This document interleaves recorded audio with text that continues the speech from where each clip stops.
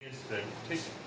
जैसे आपके मतलब कुछ बच्चों का ये है कि सर आपने जैसे x की पावर 3 का इंटीग्रेशन किया और उसमें लिखा x की पावर 4/4 और प्लस का c, यानी कि आप इनडेफिनेट इंटीग्रेशन में सब में प्लस c का यूज करते हो, तो वो प्लस c का यूज क्यों होता है?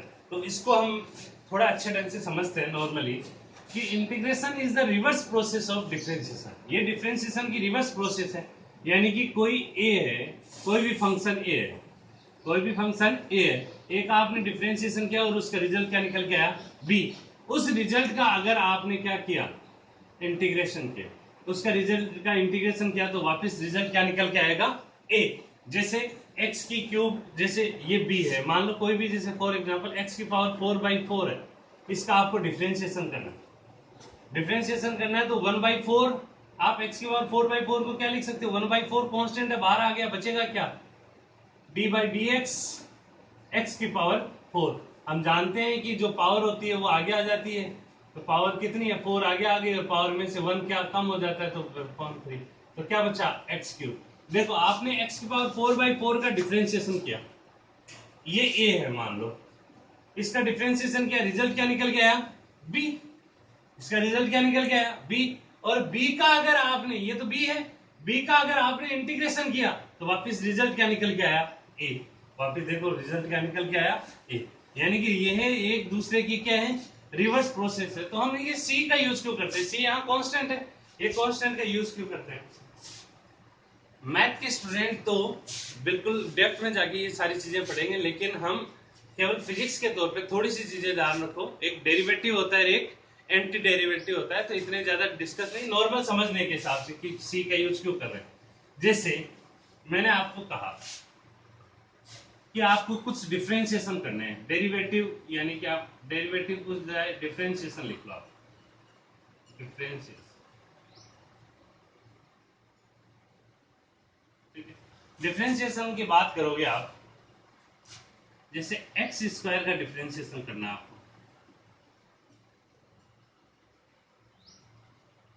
x² प्लस 2 का डिफरेंशिएशन करना है,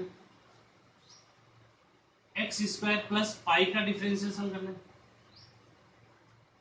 x² माइनस a का डिफरेंशिएशन, इन सब का डिफरेंशिएशन करना है। जहां पे 2 भी कांस्टेंट है, 2 पाई और a, ये सारे क्या है, कांस्टेंट, ये सारे क्या है, कांस्टेंट। x² का डिफरेंशिएशन क्या होगा, 2x, x² का डिफरेंशिएशन 2x। अब इसका करोगे तो कैसे आएगा, x² का क्या होगा 2x और प्लस 2 का क्या होगा 0, यानी कि इसका डिफरेंशिएशन कितना है 2x।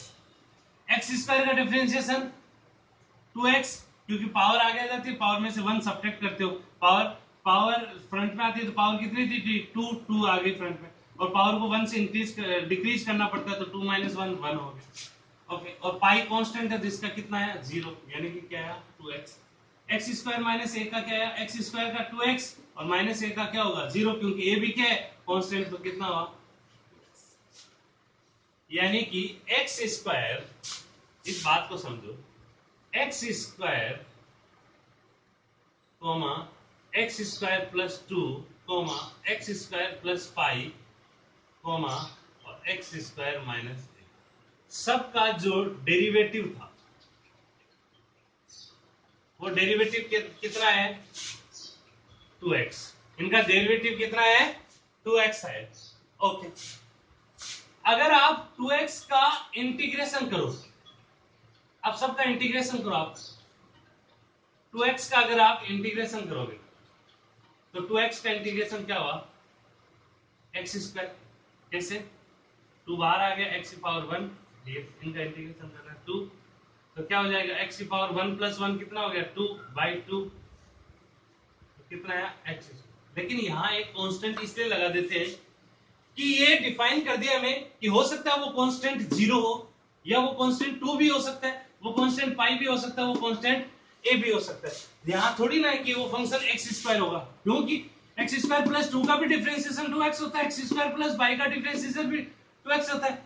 तो ये जो x² है उसके साथ में हम c कांस्टेंट इसलिए लगा सकते हैं कि वो कांस्टेंट वैल्यू कुछ भी हो सकती है, वो कांस्टेंट वैल्यू कुछ भी हो सकती है जिससे आपका कंफ्यूजन दूर हो जाए। तो इसलिए हम बेसिकली ये सी का यूज करते हैं। तो आपको ये नॉर्मली हमने चीज डिफाइन की। आप इस वीडियो को पॉज करो, आराम से देखो, फिर भी नहीं समझ में आता है तो आप मेरे से फिर से पूछना। ओके, अब देखो आगे कि जैसे हमने देखा यहाँ तक कोई प्रॉब्लम नहीं, कुछ एक दो एग्जांपल जो बच्चों की डाउट्स थी उसको मैं क्लियर करता हूँ।